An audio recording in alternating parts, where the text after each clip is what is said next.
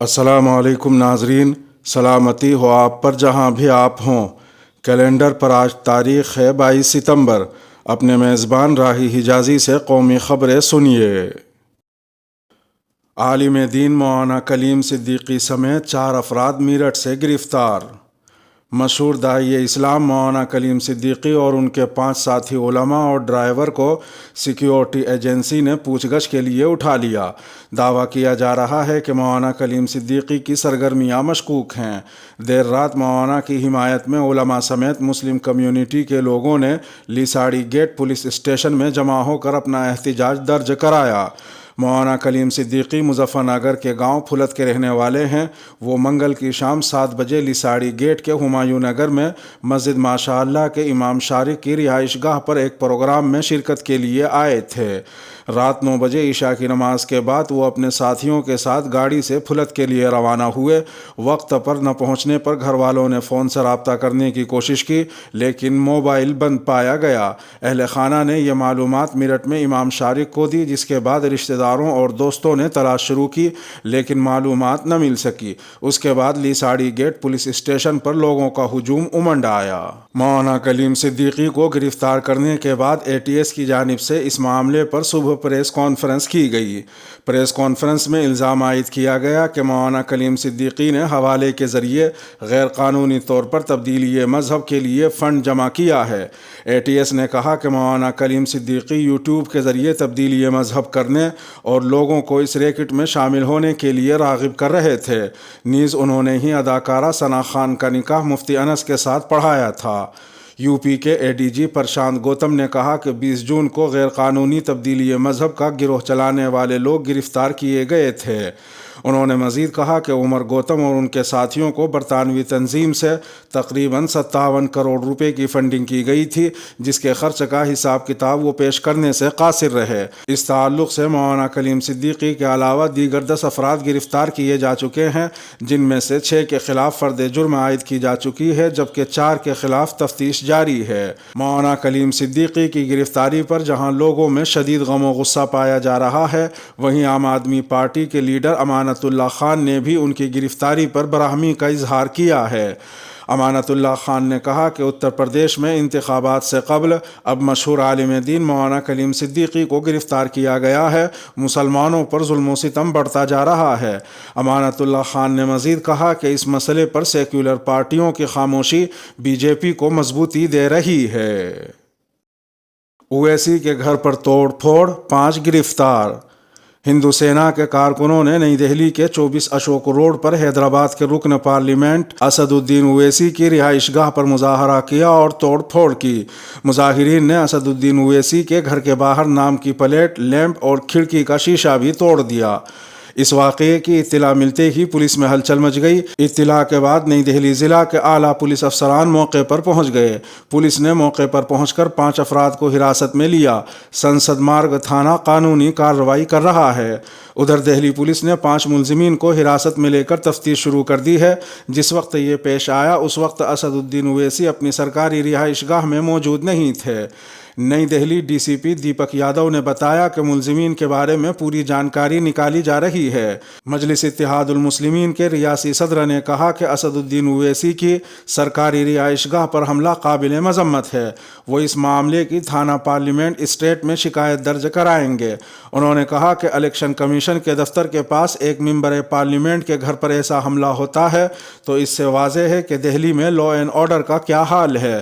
انہوں نے مزید کہا کہ ان نفرت پھیلانے والوں کے پیچھے کون چھپا ہے۔ پولیس ذرائع نے بتایا کہ حملہ کرنے والے دہلی کے منڈولی علاقے کے رہنے والے ہیں۔ حملہ کرنے والے شخص کا ویڈیو بھی وائرل ہو رہا ہے۔ اس میں حملہ کرنے والا شخص خود کو للت کمار ہندو سینا کا ریاستی صدر بتا رہا ہے۔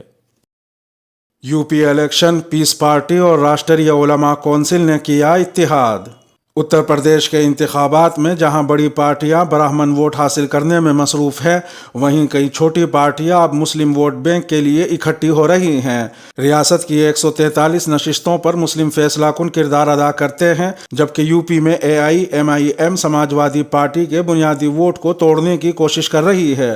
اب اس 19% ووٹ بینک کو متحد کرنے کے لیے پیس پارٹی اور راشٹریہ علماء کونسل نے تمام سیکولر پارٹیوں کے بینر کے ساتھ یونائٹڈ ڈیموکریٹک الائنس یعنی متحدہ جمہوری اتحاد تشکیل دیا ہے۔ اس کے تحت الیکشن لڑنے کا فارمولہ تیار کرنے کا اعلان کیا گیا ہے۔ اس مناسبت سے لکھنؤ میں ایک پریس کانفرنس کے دوران پیس پارٹی کے قومی صدر ڈاکٹر ایوب نے کہا کہ لوگوں نے کانگریس کا سیکولرزم، سماجوادی پارٹی کا لوہیا ازم اور BJP کا ہندوتوا دیکھا ہے۔ ہر ایک نے ایک خاص طبقے کے لیے کام کیا ہے اور دلت، پسماندہ اور مسلمانوں کے ساتھ ناانصافی کی ہے۔ ڈاکٹر ایوب نے کہا کہ قومی علماء کونسل اور پیس پارٹی نے آج اکٹھے ہو کر متحدہ جمہوری اتحاد تشکیل دیا ہے جو لوگوں کو اختیارات دے گا اور ایک انسانی حقوق دینے والی حکومت بنائے گا۔ دوسری جانب راشٹریہ علماء کونسل کے صدر مولانا عامر رشادی نے کہا کہ ہمارے لوگوں کا مطالبہ تھا کہ تمام ہم خیال لوگوں کو اکٹھا ہونا چاہیے اور آج ہم دونوں اکٹھا ہوئے ہیں۔ عامر رشادی نے SP پر حملہ کرتے ہوئے کہا کہ اگر 6 اور 8% ووٹ رکھنے والے لوگ پارٹی بنا کر آپشن دینے کی بات کرتے ہیں اور خاندان کے 4 بار وزیر اعلیٰ بن جاتے ہیں تو پھر جن کے پاس 22% ووٹ ہیں وہ سوشل انجینئرنگ کر کے متبادل کیوں نہیں بن سکتے؟ پریس کانفرنس سے خطاب کرتے ہوئے پیس پارٹی کے صدر ڈاکٹر ایوب نے کہا کہ اکثر ہم پر مسلم ووٹ تقسیم کرنے کا الزام لگایا جاتا ہے، لیکن حقیقت میں مسلم ووٹ کی تقسیم کانگریس، SP اور BSP کرتی ہے، نہ کہ AIMI، پیس پارٹی یا راشٹریہ علماء کونسل۔ انہوں نے کہا کہ اگر تمام سیکولر پارٹیاں جو خود کو BJP مخالف کہتی ہیں اکٹھی ہو جائیں تو مسلم اور سیکولر ووٹوں کی تقسیم نہیں ہوگی۔ مہاراشٹر غیر BJP تنظیمیں 27 ستمبر کو بھارت بند کے لیے تیار۔ BJP حکومت کی کسان اور کاروباری مخالف پالیسیوں کے خلاف متعدد تنظیمیں ممبئی میں 27 ستمبر کو بھارت بند کا اہتمام کرنے جا رہی ہیں۔ سنیکت کسان مورچے کی جانب سے دی گئی کال پر اس بھارت بند میں تقریباً 100 قومی سیاسی جماعتیں، کسان تنظیمیں، ٹریڈ یونین، اساتذہ، خواتین، نوجوان، مزدور اور دیگر افراد کے گروپ شامل ہوں گے۔ یہ فیصلہ AITCU نیشنل ورکنگ کمیٹی کے رکن ڈاکٹر بھال چندر کانگو کی صدارت میں تمام گروپس کی ریاستی سطح کی میٹنگ میں لیا گیا۔ میٹنگ میں مقررین نے وزیر اعظم نریندر مودی کی قیادت میں مرکز میں BJP RSS حکومت کی دیوالیہ پالیسی کے خلاف کسانوں، مزدوروں کے مسائل اور بھارت بند کی اہمیت کے بارے میں بات کی۔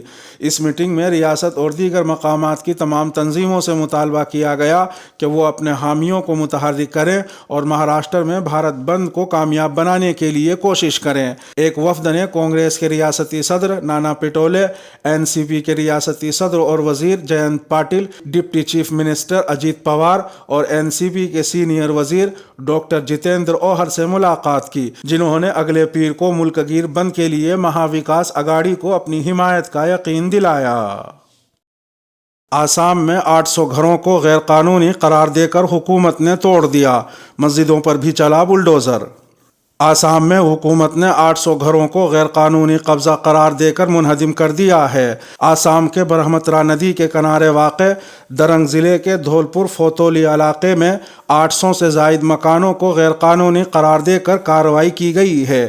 ایک نیوز پورٹل کی خبر کے مطابق درنگ ضلع میں مسلمانوں کی آبادی کا تناسب زیادہ ہے۔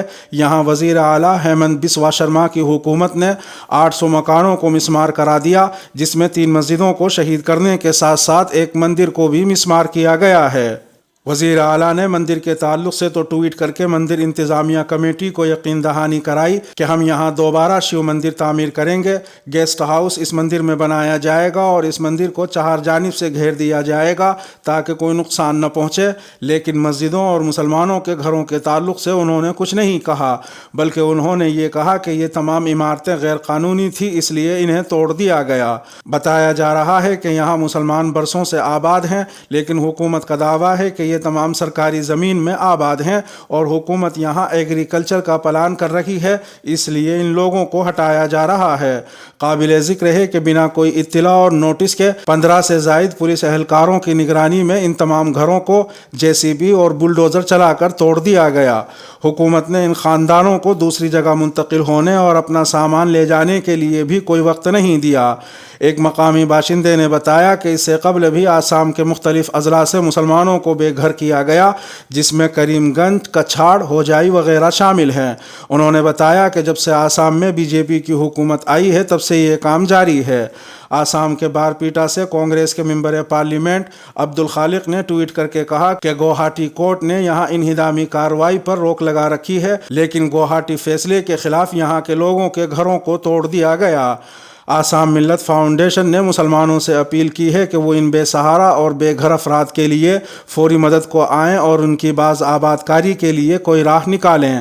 واضح رہے کہ مسماری کی کئی ساری ویڈیوز اور تصاویر سوشل میڈیا پر وائرل ہیں، جن میں دیکھا جا سکتا ہے کہ کس طرح BJP حکومت وہاں برسوں سے آباد باشندوں کے آشیانوں کو اجاڑ رہی ہے۔ اوما بھارتی کے متنازع بیان سے سیاسی دنیا میں ہلچل تیز۔ بھارتیہ جنتا پارٹی کی سینئر لیڈر، سابق مرکزی وزیر اور مدھیہ پردیش کی وزیر اعلیٰ رہ چکی اوما بھارتی نے متنازع بیان دیتے ہوئے کہا کہ بیوروکریسی کی کوئی اہمیت نہیں ہوتی اور یہ صرف چپل اٹھانے والی ہوتی ہے۔ گزشتہ سنیچر کو اوما بھارتی کی طرف سے دیا گیا یہ بیان سوشل میڈیا پر وائرل ایک ویڈیو میں نظر آ رہا ہے۔ وہ ویڈیو میں کہتی ہوئی سنائی دے رہی ہیں، آپ کو کیا لگتا ہے بیوروکریسی لیڈر کو گھماتی ہے؟ لیکن ایسا نہیں ہوتا، تنہائی میں بات ہو جاتی ہے، پھر بیوروکریٹ فائنل بنا کر لاتے ہیں۔ ہم سے پوچھو، 11 مرکز میں وزیر اور وزیر اعلیٰ رہی ہوں۔ محترمہ بھارتی کا یہ ویڈیو سامنے آنے کے بعد کانگریس پارٹی نے تنقید کرتے ہوئے کہا کہ بیوروکریسی کے لیے ایسی زبان کا استعمال نہیں کیا جانا چاہیے۔ محترمہ بھارتی کو اپنے الفاظ واپس لینے چاہیے۔ دراصل سنیچر کو دیگر پسماندہ طبقہ یعنی OBC مہا سبھا کا وفد اوما بھارتی سے ملاقات کے لیے بھوپال میں واقع ان کی رہائش گاہ پہنچا تھا۔ اس دوران وفد نے OBC کی ذات پر مبنی مردم شماری اور پرائیویٹائزیشن میں ریزرویشن سے متعلق انہیں 5 نکاتی مانگوں کا میمورنڈم سونپا تھا۔ اس کے ساتھ ہی ویڈیو کا اختتام ہوا۔ اپنے میزبان راہی حجازی کو دیجیے اجازت۔ سلامتی ہو آپ پر جہاں بھی آپ ہوں۔